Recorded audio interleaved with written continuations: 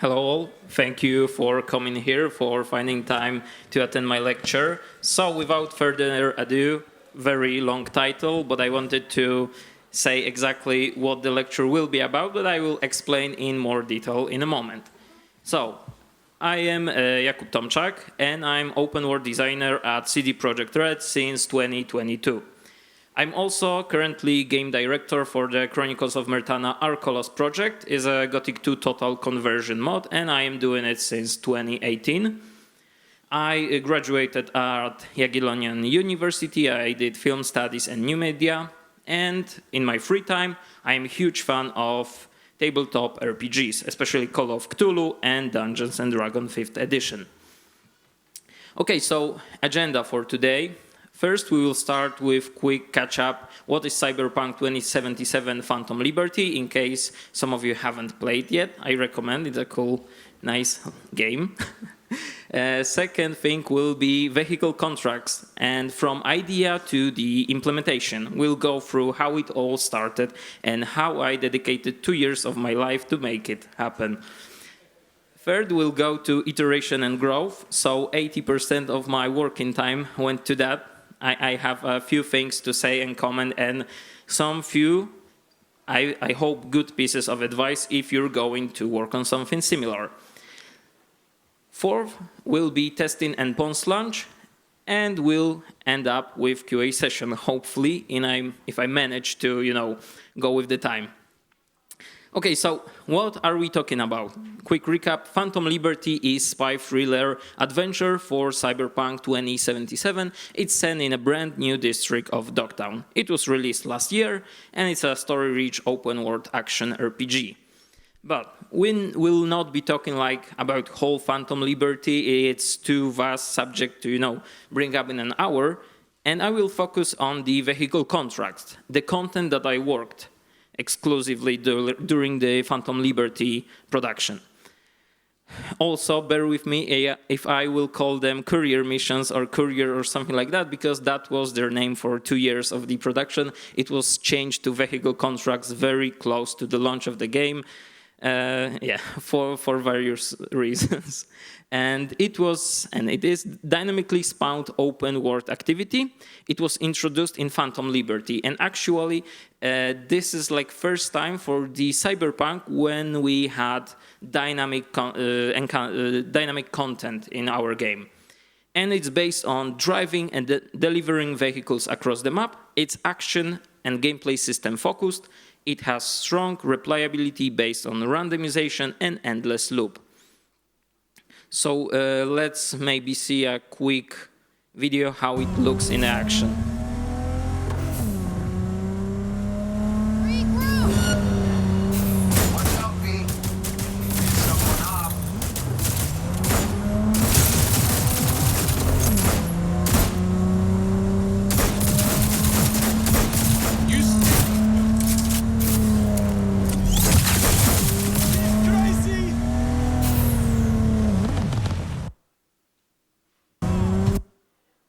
Okay, so quick catch up how exactly the gameplay loop looks like for the vehicle contract. So firstly, player travels Night City and notices vehicle highlighted. Then the player can get rid of the enemies or just dodge them and enter the vehicle. Player gets details where to deliver the vehicle. Then during the route, there are some additional objectives, like you could see enemies, maybe some timers, or you have to deliver the vehicle in a mint condition. And after delivering to the destination, you receive the reward, and you can roam around the city once more and find new vehicles to get. Okay, so the first vision, first documents about the vehicle contracts were created few months before I joined the company, so I cannot really say what was the spark of doing that, and I have to dig through some old documentation to find that, but there are 2 sentences that kept being true to the very end of the development, and they, gave us the direction, what we want to achieve. So I will read 2 longest things in the presentation, so just watch out. Vehicle Contracts sandbox activity is focused on obtaining and delivering vehicles to offer a slight variation to otherwise location-based and combat-focused open-world activities.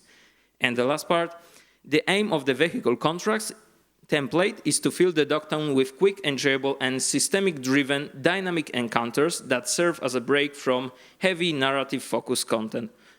I'm already tired after reading that, but we had to combine two very distinct and two very different things. And it was hard from the very beginning of this implementation to the very end cycle of the production, because we wanted to do something very different from what players usually experience in our game. We wanted to focus not so much on the narrative as we usually do in our content. We wanted to create something that is just, fun for a quick, action-packed content. You just get in the vehicle, shoot some dudes, ride fast car, you get there, it's done. You don't care about the story, you don't care about anything else, you're just having fun.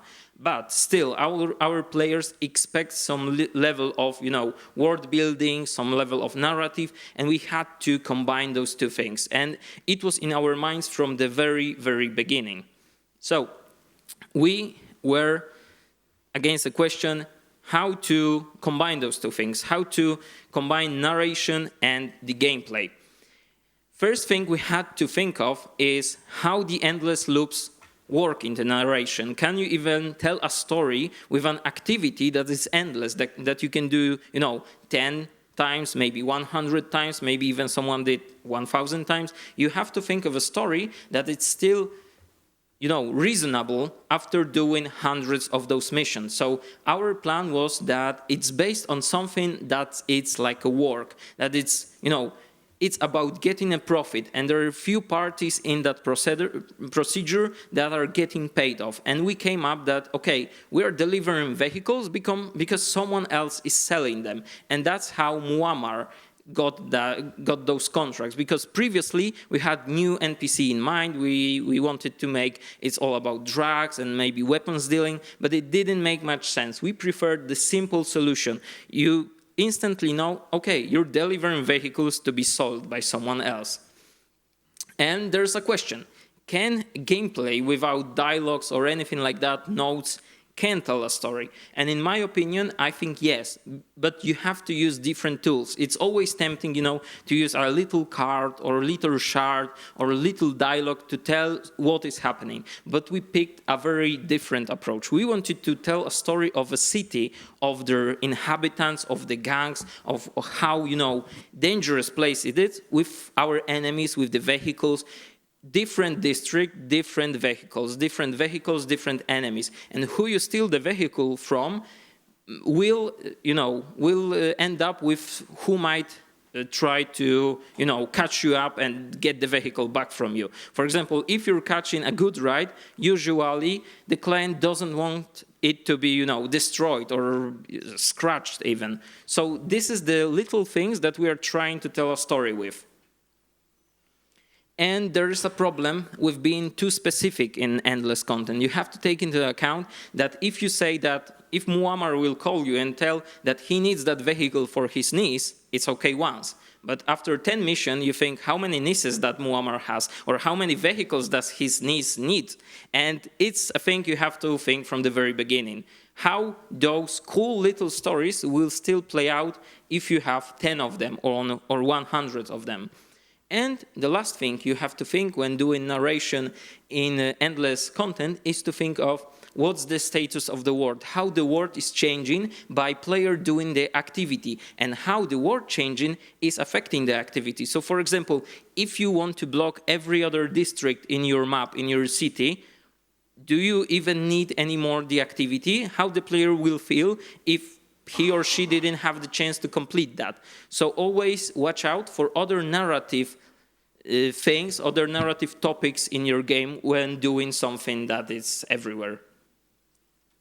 And this might be tempting to, say, okay, I will have a cool gameplay-oriented activity where player does something cool. It will be great, system works great, but you always have to think of the narrative from the very beginning. You can't leave that for the last thing.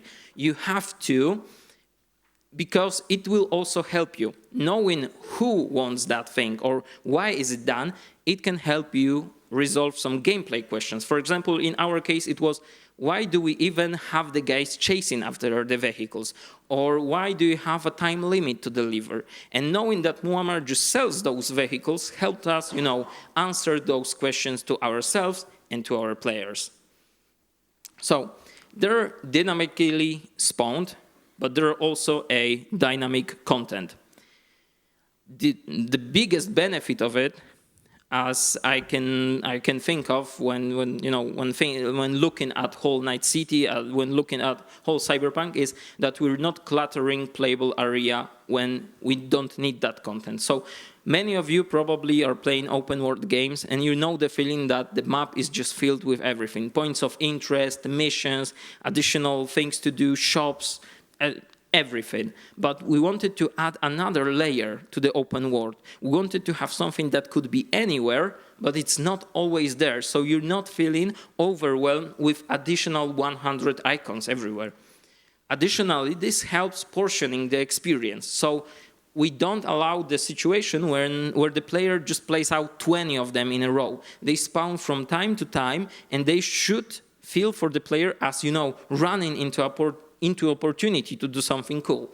Additionally, it helps keeping the regions alive, because with static content, you always end up with, it's done, it's not there. How do you explain the bandits are being there all the time? And with something so, dynamic as vehicles moving around, it's quite understandable that people are still driving around. There are still some vehicles at parking lot. So it helps to keep the regions alive even after all static content is gone. Okay, so there are 3 points we base this activity on. So I just told about dynamic, but we also wanted to make it personalized. We wanted to base that experience on what you already do and what you already have. So, for example, we take into account what the level of difficulty you're using, what level you have, what are the consequences of your previous missions. For example, some spots don't spawn where if you've done some missions in specific way, or for example, how many missions you do. If you did like 20 missions, the level of difficulty will increase. There will be more enemies, the timers will be harder for you. But we didn't want to make it, because if it's only dynamic and personalized, it will at some point be very similar to itself, because you play in a specific way. And adding randomization to that allow us to have very distinct experience. Each time you get into the vehicle, it might be something new. The route will be different, enemies will be different, timer will be different, point where you have to deliver will be different. So you can play and have fun. And only those 3 things combined gave us the vehicle contracts. The last thing here is that it's opt-out content. When we look at the open world games, when we look at the Cyberpunk, most of our content is opt-in. It is waiting on the map. It's always there. You just make a decision that you go there and do it. With the vehicle contracts, we made entirely different approach. They are not waiting for you. And this allows us to create the feeling that world is not waiting for you. It's a dangerous place. People are, stealing cars. People are driving around. People are fighting. There are drive-bys and other things like that.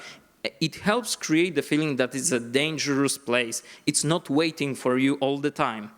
You don't have a to-do list feeling, because they're not in the map, they're not in the journal, they're just happening. You can do them and you can receive something from it. So you don't have the problem of, another layer of open world activities that you see that you done 5 or of 100. No, you don't have that list anywhere.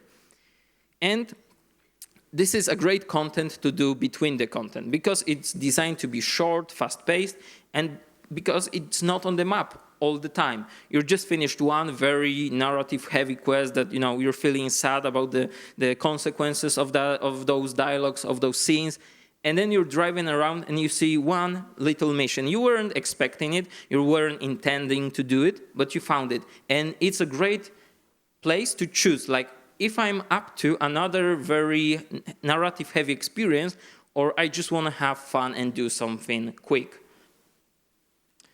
And here's a point that is very important when doing activity design. There's no activity design without gameplay. And you have to use systems to create that content. At some point, you will run out of the stories. You can't do everything by your hand. So you have to limit ad hoc solution. You can't try to think that you will place everything perfectly and it will be great. No, it doesn't work like that. You can create 5 or maybe 10 stories like that. But at some point, gameplay must be at its core. So that's what we did with the vehicle contracts. And for us, our base is driving a vehicle, of course, and vehicle combat. And those things were rarely used in the, there were no vehicle combat prior to Phantom Liberty, but driving was really not used that much in quests. So we wanted to, use that thing and let the players just have fun with those systems. And the last thing I want to add here is you have to always think about the impact and interconnectivity of those things. It's like you can treat it as a content, but you have to work very closely with the gameplay and the coders because effectively they will change how your content plays out. And doing vehicle contracts, doing activities, you have to have player-orientated design because you're doing that thing for a very specific group of people.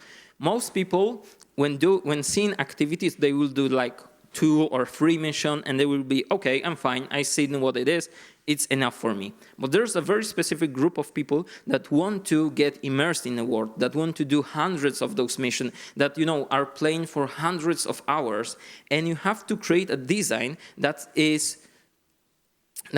comfortable and is fun for those 2 groups. So we were from the very beginning, we knew that we have to accommodate those 2 very distinct group of players. Okay, so we told ourselves about the vision, what we wanted to achieve, what it was, but how does it even work? So let's go with simplified, and when I say simplified, it's extremely simplified implementation structure. We have triggers phase. It's a phase containing a signal for every trigger in a city to know where the player is and what spots where we can spawn vehicle contract. Then we have specific spot phase. It has logic to spawn specific vehicles, enemies, randomize all that things because we had predefined spots. We never tried, to make it fully randomized and dynamic. We have 120 specific spots, if I say correctly, and we just have their logic in very specific places. Then we have activity main phase. So it checks for the status of the vehicle, if player already get to it, if it's destroyed or submerged or anything like that. Actually, it controls if the mission is failed or it can be still played. Then we have delivery point phase. It's essentially very similar to specific spot phase. It contains triggers and logic, but for the delivery point. And they are also randomized. We have over 20 of them. And then we have randomizers phase. It contains all the logic about additional things that can happen during the mission. So enemies, so timers, and then we have a cleanup phase. If the activity succeeded or failed, then we remove every element when possible, so to have the very clean state once again. And then there's a cooldown. It's a couple of minutes of real time, of couple of hours of in-game time, and then you can start all over again. And this was a huge problem because our structures, our you can say blueprints and story notes supported very linear experiences. They weren't designed to have this replayability over the same phases. So at some point, and warning, watch out for the eldritch horror in your blueprints, this is just the one phase. It's the main phase, and you can see every purple node contains another phase and another phase and another phase. So we had a nightmare. I remember when I first showed that to my lead and to my colleagues, they almost had a stroke and they asked me what I'm doing and why it looks like a spider web. And here is a reference to Danuta Psuty presentation about Eldritch Horror in your blueprint because I was laughing all the time when attending that presentation because my faces really looked like something horrific. But there were, at least for me, there were no better ways to achieve that because we had to reuse something, designed for different purposes to achieve that goal.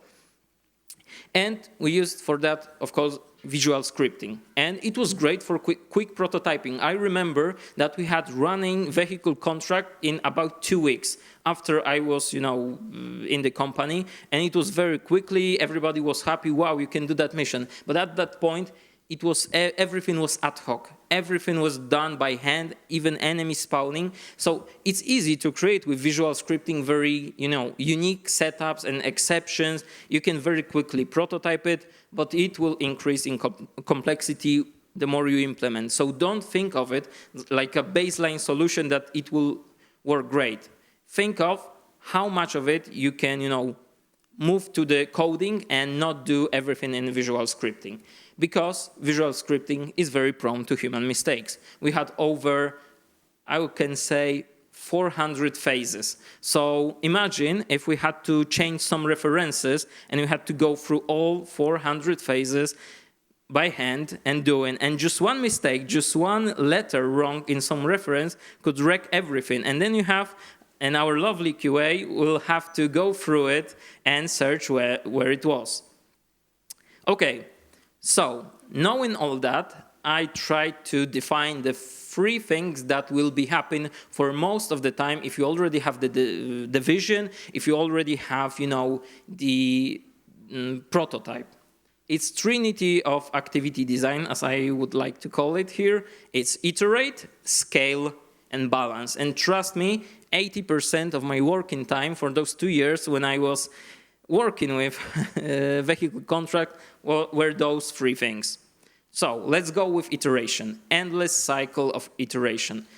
Remember, when you're working on something for that long, it's easy to lose the perspective. You're trying to get something to be better and better and better, and you might lose sight of your original vision. So be sure to always refer to what you want to create, what you wanted to create in the beginning. And of course, you can change your vision, but know that and communicate that. You can't, strain away from your vision and pretend it's not happening. Either change the vision or keep to it.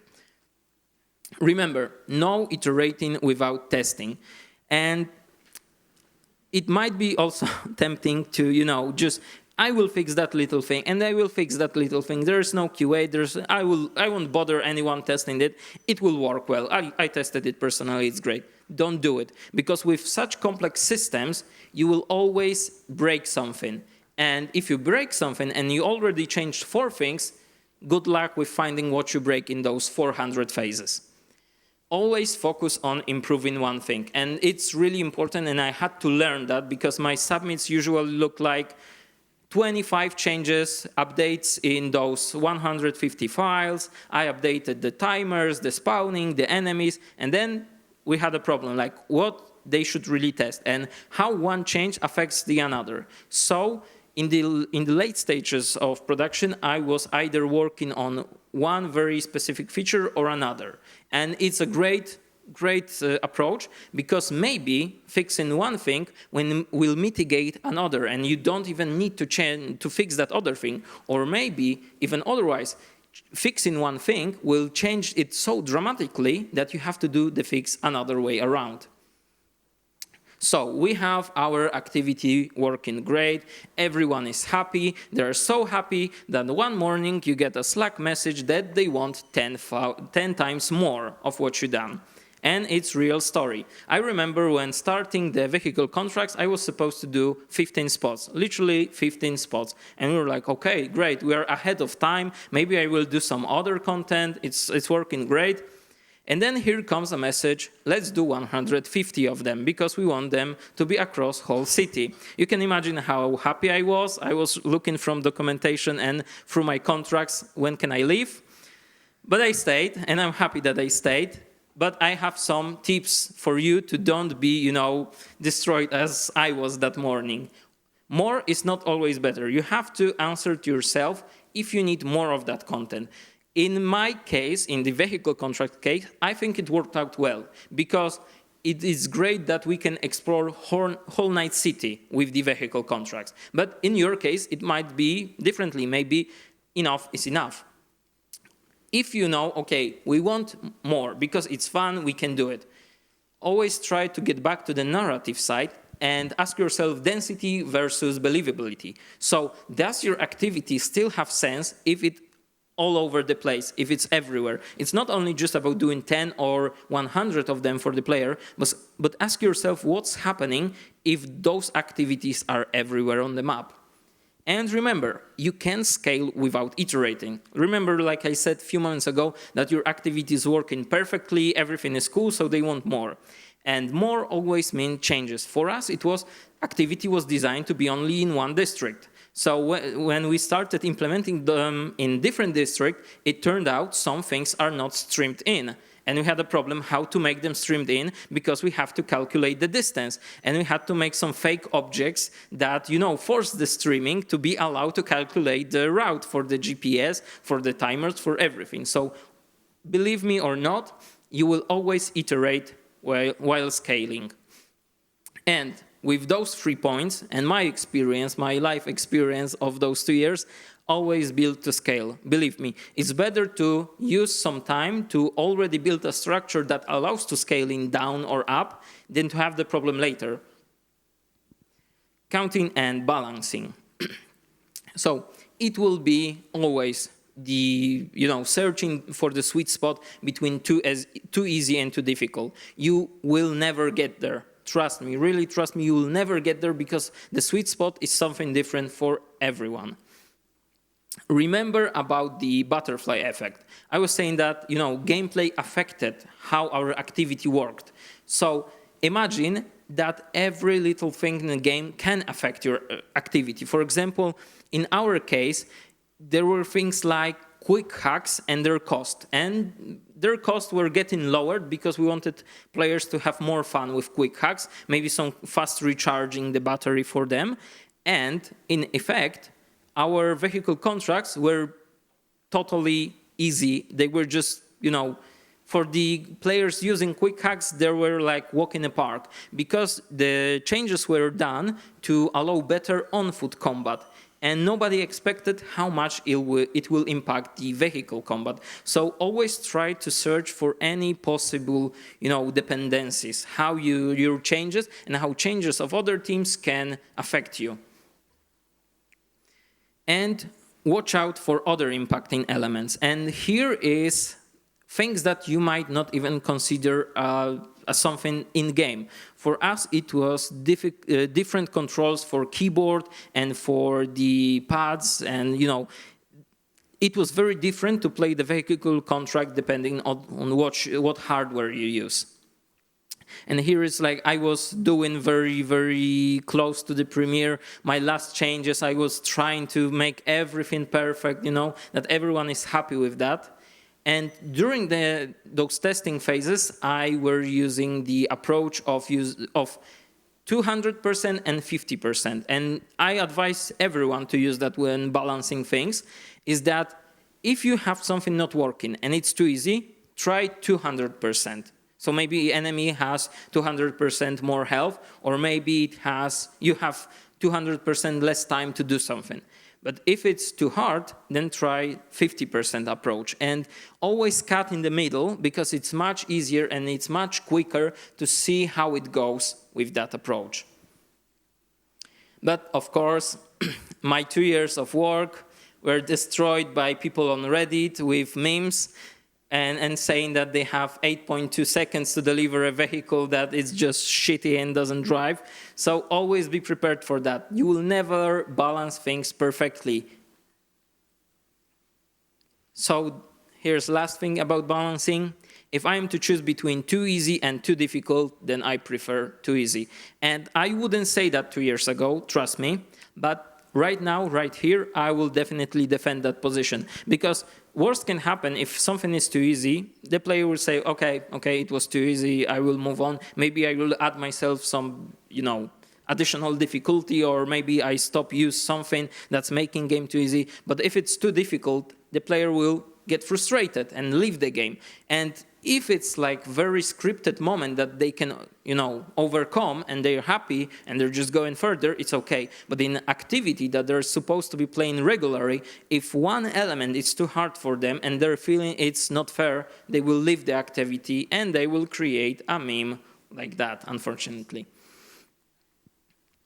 So, closing this chapter, I think that every element of implementation must support global and singular tweaks. That, yeah, you have to think about this from the very beginning. Don't make cases that has to stay there for the entire production. And here, moving to the last chapter, let's talk about how we created that as a team and how our procedure and how our production changed.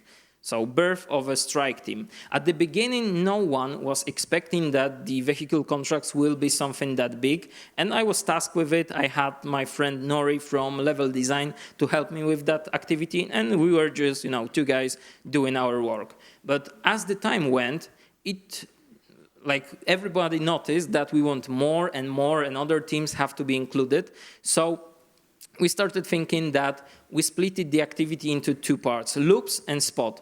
So there was very different approach when we were, scaling, so adding additional spots, making those 15 very cool made, very spots that I was very happy with into 150 of them. And it was one part of my work. And another part of my work was upgrading the loop. So we wanted it to be better and better, to react to the environment, to react to the player. So we had to, as I was saying, always work on one thing. It was impossible to scale and iterate at the same time. And we had to rethink what is draft, alpha, beta, polish. Like, okay, we have 50 of our 100 spots. They're all in Polish, but we have 50 in alpha. So what does that make of our whole production cycle? Is the vehicle contracts not even a draft because of that? Or maybe it's in Polish, but we have to acknowledge that we don't have half of it. It was very hard for our production cycle to, have tools and have the language to signal what is currently happening. And last thing, if the pipelines are slowing you down, discuss with rest of the team, with your leads, with your producers. Try to change the pipelines. They are there to help us to create something cool and not to hinder us. And naming convention and documentation. So from the very beginning, standardize your naming. Don't do DUPA development, how they say. Don't do DUPA fact or anything like that, because I was seeing that in many, many cases, in engines, in everything. And just remember, it's such an example because I want you to remember that thing. If you do it at the beginning, it will stay there. And I can say that vehicle contracts main phase where all the logic is contained is still called courier test, because it was created to test that if it will work, and it stayed with us for the entirety of production, and it will stay with us forever in the game. Comment everything. And there are people saying that if your implementation is good enough, you can read everything from it without comments. I totally disagree.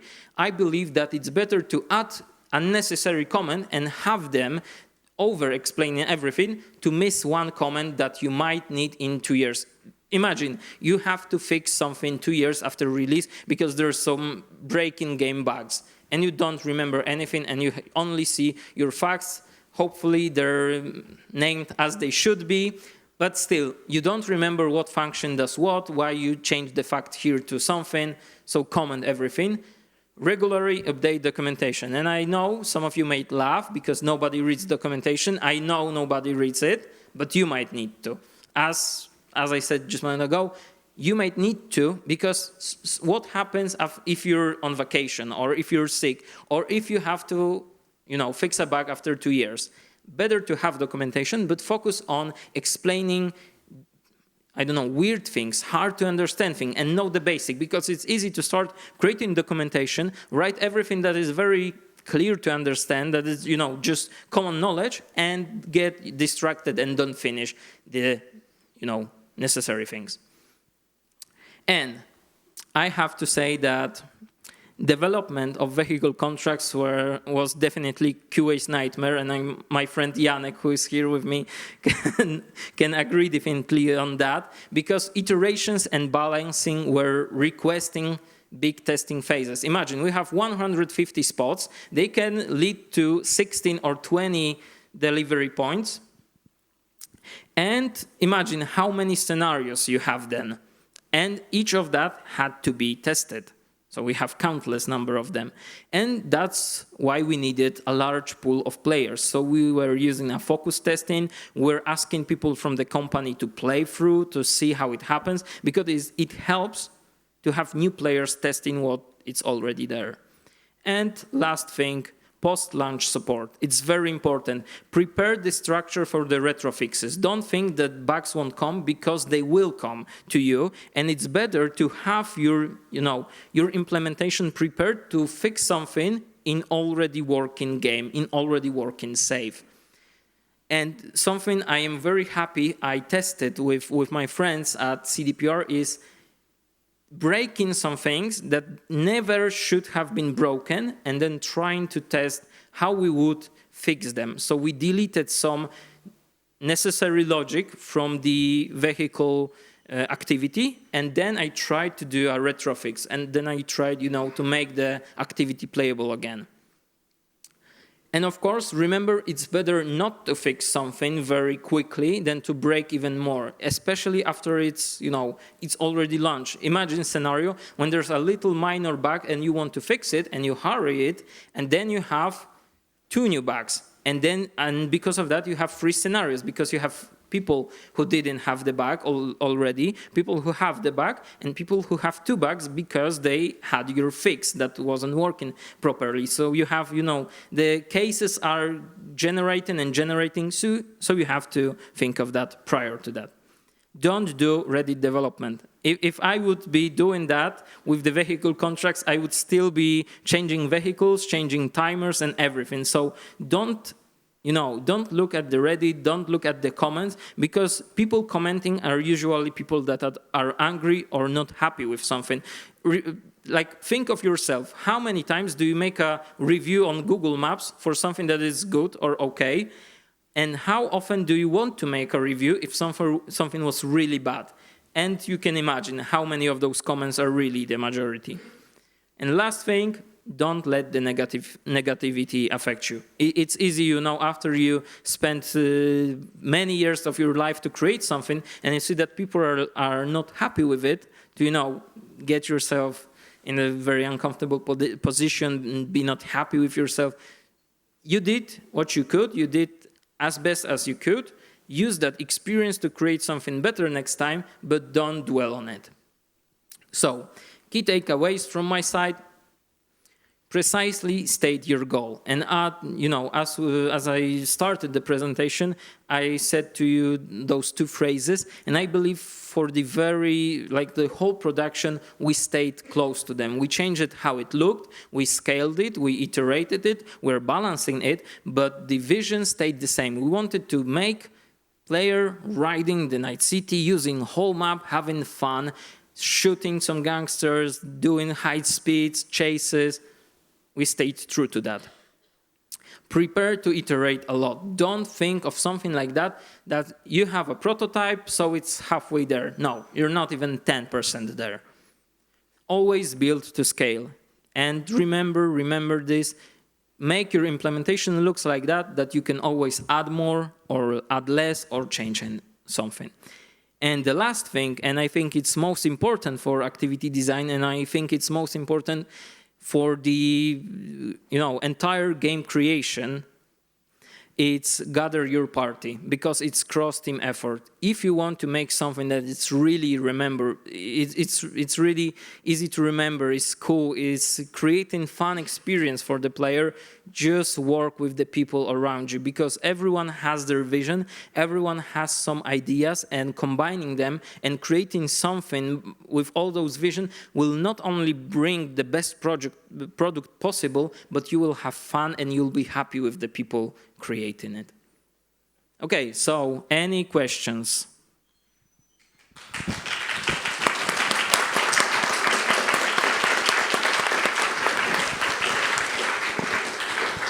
Just to remind, if anyone has any question, please come to the microphone and ask directly. Hi, thanks for your speech. It was awesome. I've got a question. How many variables on each run do you use? What exactly do you mean? Well, like, the car needs to be in pristine, like a state after the delivery, or something is, some kind of obstacle during the run. Okay, it will be hard for me, to say exactly the number, but we're constantly checking the health of the vehicle, how many parts are fallen of it, how quickly can move the vehicle, how tanky is it, are you in combat, are the police trying to catch you, where are you currently? We're checking at least, I would say, 20 things to decide what should happen next in the mission. Okay, so there are some variables on the way. Okay. No problem. Any more questions? Hi. So Cyberpunk is one of those games that give player quite wild possibility to play their own way. Let's say we have three archetypes, soldier, hacker, and assassin, right? Do you think your quest here is equally fun for each this archetype? Or do you think that, as you said in presentation, the hacker was really a favorite here? The soldier probably as well, because he fight with heavy weapons, etc. But what about an assassin? How this quest is fun for him? And one more thing, how do you think we should think about those kind of quests that are not mandatory, that are an extra layer for a game to be fun for all players that want to have a fun with it? Yeah, very good question. Thank you. So definitely it plays differently for each build. Like I can say that melee builds definitely have some handicap here because, they don't have so many perks to do damage there. But we try to, tackle this with some additional perks that are the lowest tier of perks. And they do, for example, that you take less damage in the vehicle or you do more ramming damage. And for example, if you have more health, it's easier to stay alive in the vehicle. So we don't even have to fight. But yeah, definitely it's a huge challenge creating such an gameplay-based content that it will definitely be different for each build. And but it was hard to come up solution, without changing the whole vehicle combat, changing our gameplay approach to do it very equally. And I think in the end, each build can do it, and it's most important that you're not blocked with your build. You can just get out of the vehicle, kill the enemies, with melee weapons, get back to the vehicle, drive and deliver vehicles. So it's playable for each build, it's different for each build, but if it's, equal fun for everyone, it's up to everyone to say for themselves. Thanks. No problem. Hi, hello. So at the beginning of the presentation, you stated that the basis of the system is not story, it's gameplay because it has to be replayable. But I'm wondering if there are any progression systems within the system that you implemented, and if there are any, could you elaborate on that? Yeah, we had a little narrative progression there because we have intro mission that is very distinct from the rest of the loop, and it explains what you will be doing in activity. And for those players that prefer the narrative variation and don't want to do something endless, we have an outro mission that it's unlocked after doing several, I think now it's 5 to 8 missions, regular missions, and then you have an outro mission that is concluding the story of why you were delivering those vehicles. And I think such story missions are really cool additions to those infinite loops, endless loops. But you have to, as with the narrative background, you have to think of them from the very beginning because it's hard to add that narrative layer later. It's hard to inject those narrative missions later. Thank you. And do you have any like tie-ins to other skills that the player might unlock in the game?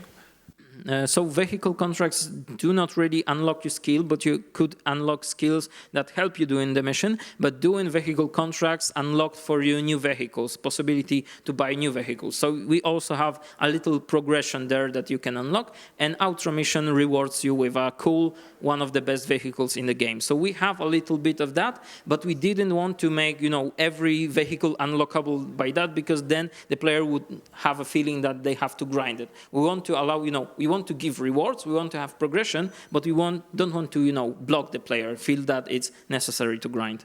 Awesome, thank you. First of all, I love the screenshot of the whole structure. I think it's beautiful. But my question is... It was done on purpose. Yeah, but my question is, which parts of this system were handled by code? Or at least as a team, as Strike team, how you picked the parts that needed to be done by code? So for example, was it like randomization and spawning additional enemies when the vehicle was traveling?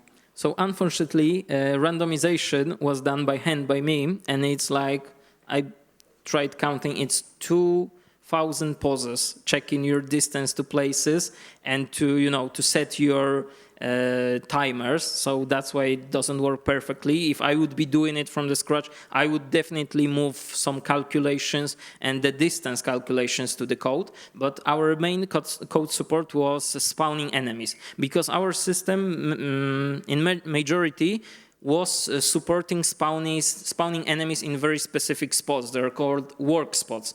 And we were not really supporting any scenarios when we spawned them, dynamically on the nav mesh. And we had that solution developed for the police system, for the prevention system, that they are spawning on the roads and they're trying to pursue you. So we reused that system to create something called dynamic spawn system. And it was spawning enemies just exactly as the police is currently being spawned on the nav mesh, and they just go straight to you. So this helped a lot. And I think that without that system, we wouldn't be able, to create, so many randomization scenarios of a combat, of pursuit, and, of fighting gangsters, because we would have to spawn them by hand in specific places. Great answer, thank you. Good job, man. Thanks. Okay, any more questions? We've got time for one more. Okay, They're so afraid of the they're afraid of the. Yeah, so thank you for your engaging lecture, and I imagine many of us will head home after Digital Dragons and drive some elevated risk Uber driving around Liberty City. Drive safely, but not in night city. Hopefully, yeah. So thank you once again, and let's give Jakub a round of applause.